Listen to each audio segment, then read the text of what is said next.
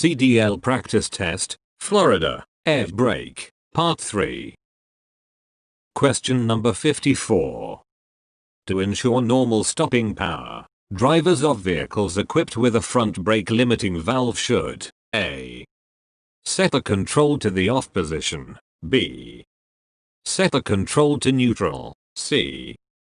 Keep the control at the halfway mark, D. Set the control to normal.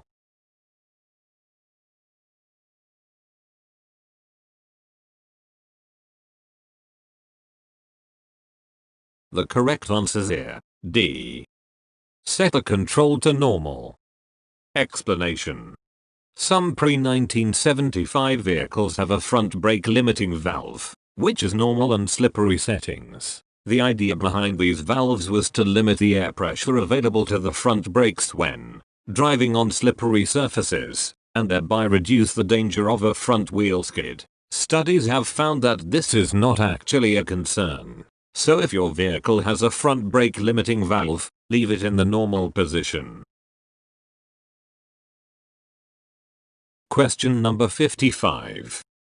In a dual air brake system, A. Air tanks are shared between both systems, B. You must designate which system you are using, C. Each system has its own air tanks.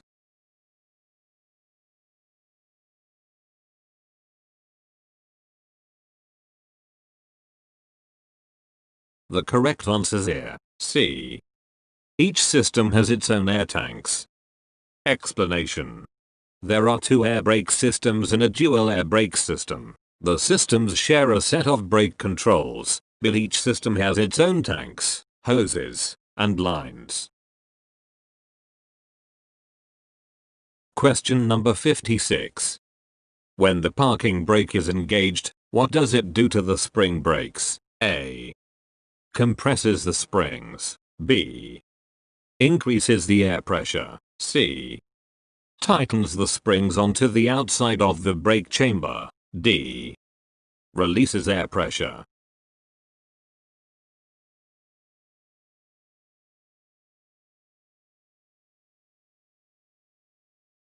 The correct answer here, D. Releases air pressure. Explanation.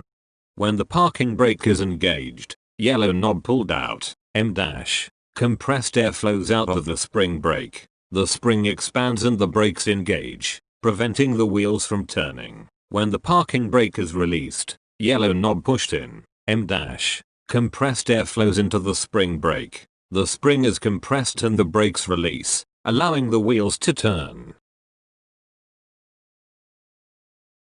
Question number 57. In controlled braking, you, A. Can turn sharply, B. Lock the wheels for short periods of time, C. Brake in a straight line.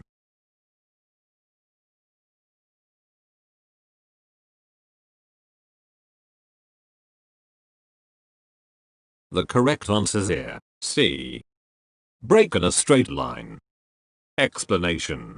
In controlled braking, you brake as hard as you can without locking the wheels. As you do this, keep your vehicle going relatively straight. Question number 58. To check the slack adjusters on S-cam drum brakes, you should first, A. Park on level ground and drain off the air pressure, B. Park on level ground, chock the wheels, and release the parking brakes, C. Stop on level ground and apply the parking brakes.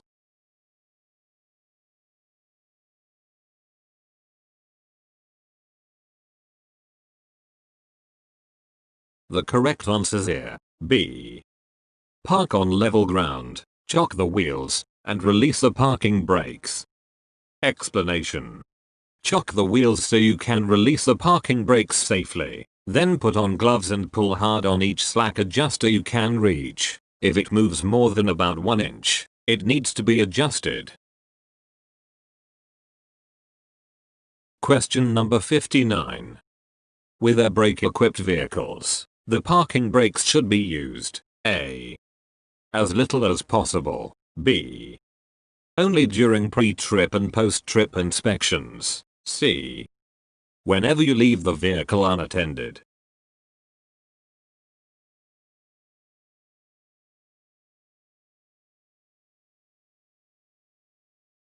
The correct answer's here. C. Whenever you leave the vehicle unattended. Explanation. Because air pressure can leak when you're away from your vehicle, it should be set with the parking brake to keep it from rolling. There is an exception to this rule. If the brakes are too hot or wet, use wheel chocks instead to avoid brake damage or freezing. Question number 60. If the safety valve begins releasing air, you should A. Make sure there is alcohol in the alcohol evaporator. B. Manually drain the valve as there may be moisture in the system. C. Ease up on braking. D. Have the governor and or lines checked by a mechanic.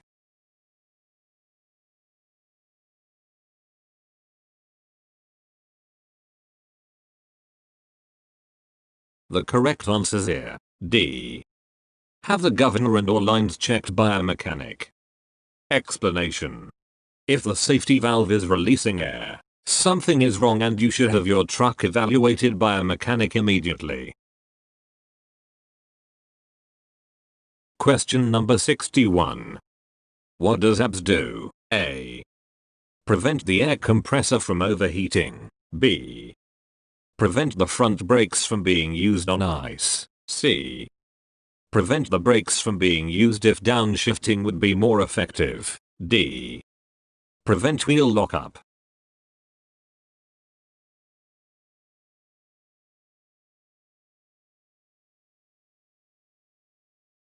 The correct answer's here. D. Prevent wheel lockup. Explanation. The purpose of an anti-lock braking system, ABS, is to prevent wheels from locking up during hard applications of the brakes, especially on slippery surfaces. Question number 62. With the controlled braking method, you A. Apply the hand valve for 1 second and then depress the brake pedal firmly. B. Brake fully, release the brakes when the wheels lock, and fully apply the brakes again when the wheels start to roll. C. Apply the brakes as hard as you can without locking the wheels.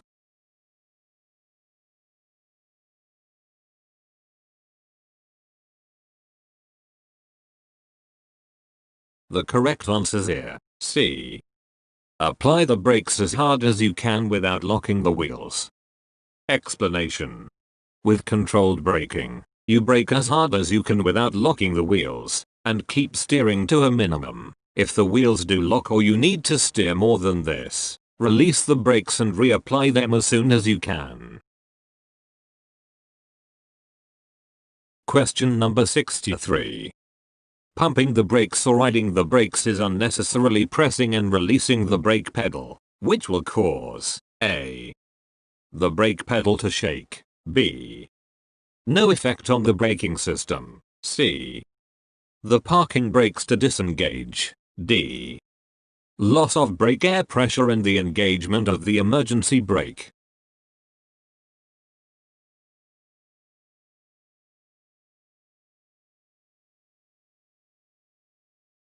The correct answer's here. D. Loss of brake air pressure and the engagement of the emergency brake. Explanation. If the brake pedal is pressed and released unnecessarily, it can cause air to be released faster than the compressor can replace it. This can cause the brakes to not work because of low pressure in the air tank. Question number 64. If your truck or bus has dual parking control valves, you can use air pressure from a separate tank to A. Balance the service brake system when you are parked. B. Stay parked twice as long without using up service air pressure. C. Release the spring brakes.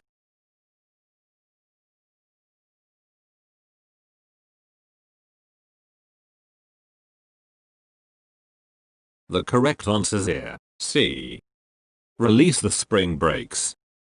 Explanation. Even after a braking problem has caused the spring brakes to come on and stop your vehicle, you may need to move the vehicle again, perhaps to get it out of immediate danger. Some vehicles such as buses have a separate air tank that can be used to release the spring brakes. You can then move the vehicle, after which you can set the spring brakes again. This action is controlled by dual parking control valves. One valve lets airflow from this air tank to release the spring brakes, and the other valve sets them again. Question number 65. A tank endorsement is A. Only required when transporting gases. B. Only required when transporting liquids. C. Optional when transporting hazardous materials. D. Used when transporting both liquids and gases.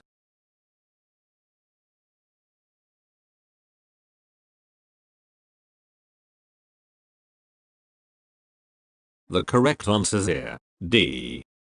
Used when transporting both liquids and gases. Explanation. In general, a tank endorsement is required to a drive tank vehicle used to transport liquids or gases. This applies to both hazardous and non-hazardous materials. Question number 66. Before driving a vehicle with a dual air system, the driver must allow A. The air compressor to build up a minimum of at least 100 C in the primary system. B. The air compressor to build up a minimum of at least 60 C in both the primary and secondary systems. C. Nothing. There are no special circumstances for a dual air brake system. D. The air compressor to build up a minimum of at least 100 C in both the primary and secondary systems.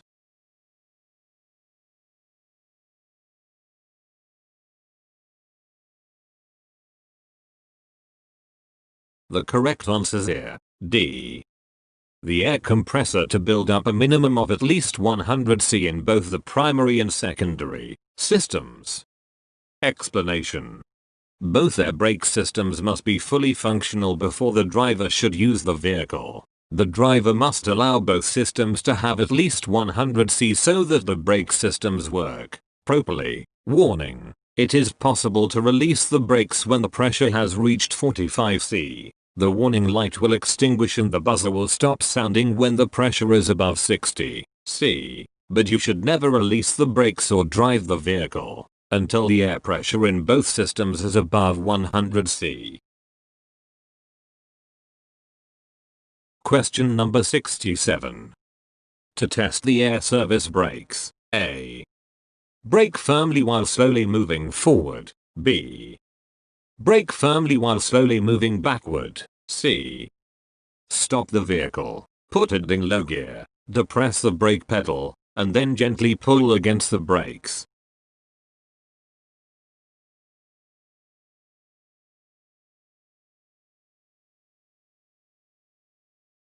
The correct answer is A. Brake firmly while slowly moving forward. Explanation. To test the service brakes, wait for normal air pressure, then move your vehicle forward slowly, at about 5 mph, and brake hard. Check whether your vehicle stops promptly without pulling to one side or the other. Question number 68. A typical air brake system is fully charged at A. 75 C, B. 150 C, C. 125 C.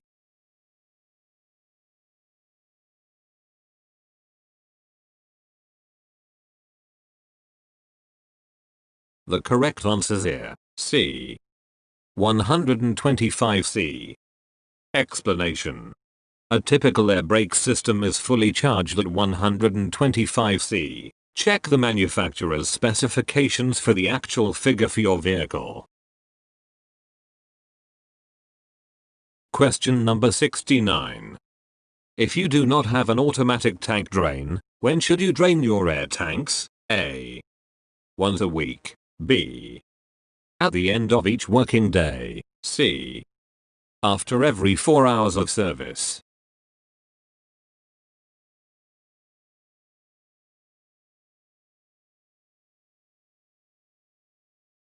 The correct answers here. B. At the end of each working day. Explanation. Oil and water can start to collect in the bottom of an air tank and can cause failure if it's not drained, unless your vehicle automatically drains the air tanks. You should drain them at the end of each working day so the moisture and oil will not freeze or coagulate and cause your brakes to fail. Question number 70. When leaving your vehicle unattended, A. The parking brake should never be used. B. Windows in the cab should be lowered. C. The parking brake must always be used.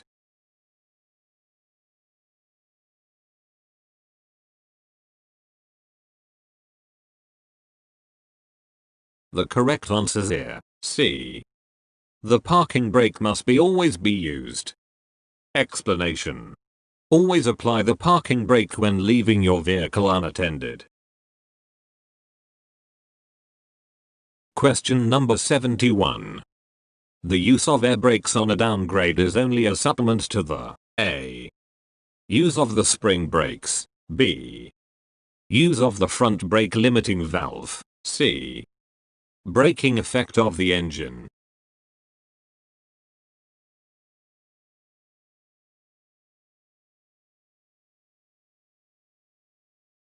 The correct answers here. C. Braking effect of the engine. Explanation.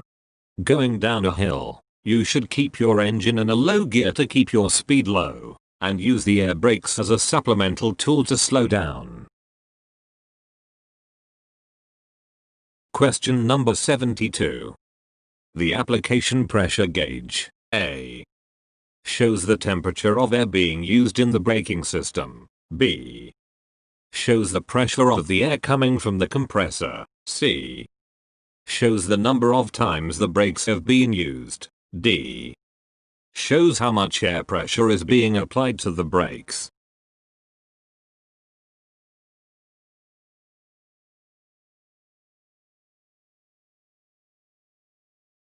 The correct answers here. D. shows how much air pressure is being applied to the brakes. Explanation. In an air brake system, the application pressure gauge shows how much air pressure is being applied to the brakes. Not all vehicles with an air brake system have this gauge. Question number 73. With air brakes, there is an added delay when stopping. What causes this? A. The time required for the air brake system to measure the correct amount of pressure to send to each wheel. B. The time required for the compressed air to engage the push rod. C. The time required for compressed air to build up enough pressure to engage the brakes. D. The time required for the air to flow through the lines to the brakes.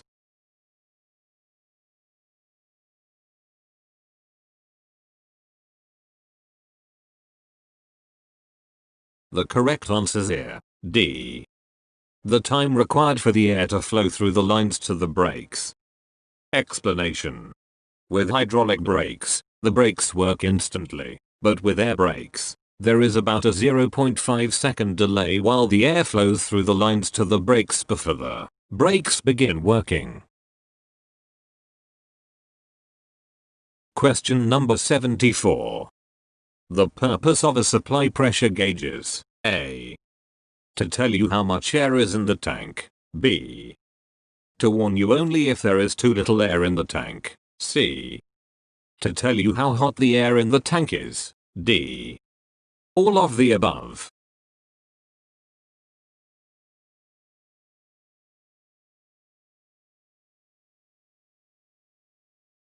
The correct answers here. A.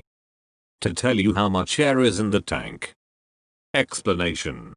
The supply pressure gauge tells you how much air is in the tank at all times. In some vehicles, it may be connected to a warning bell or light. In others, it might not. Question number 75. During your walk-around inspection, check the brake drums to be sure that no cracks are longer than the width of the friction area. A. 1/3. B. 1/4, C. 1/2.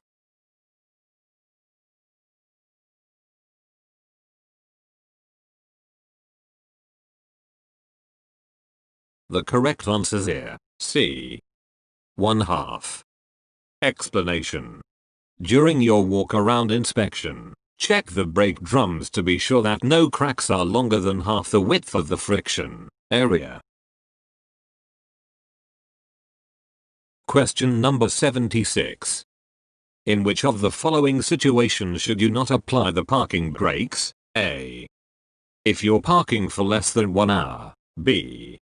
When you are testing whether they will hold the vehicle. C. If the brakes are very hot.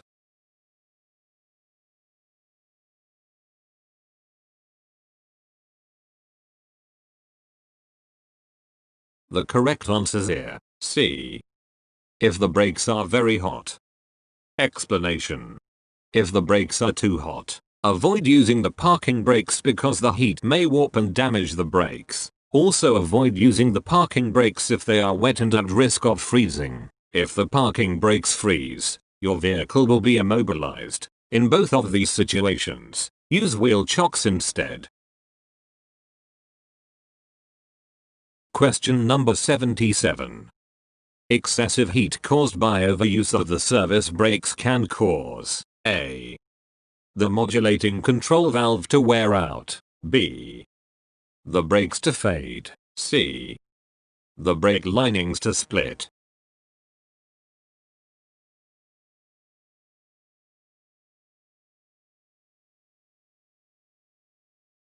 The correct answer here, B. The brakes to fade. Explanation. Excessive heat caused by overuse of the brakes can expand the brake drums away from the brake pads or shoes and affect the brake lining, reducing friction. The brakes will fade, lose their effectiveness. On a long or steep downgrade, rely on engine braking more than the service brakes. Question number 78. When you apply the brake pedal, the brake shoes and linings are pressed against the A. slack adjuster, B. S-cam, C. brake drum.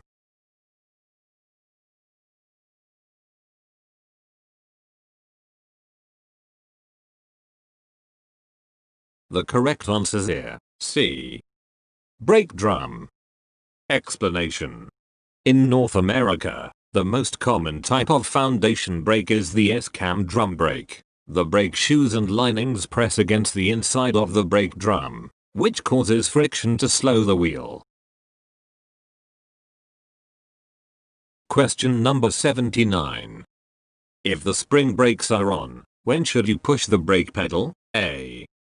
Only on a slippery road. B.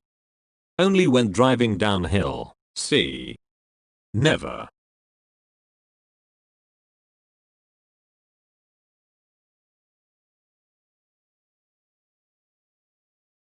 The correct answer here, C. Never. Explanation. Applying the spring brakes and the air brakes at the same time may be too much force on the brakes, and can actually damage them.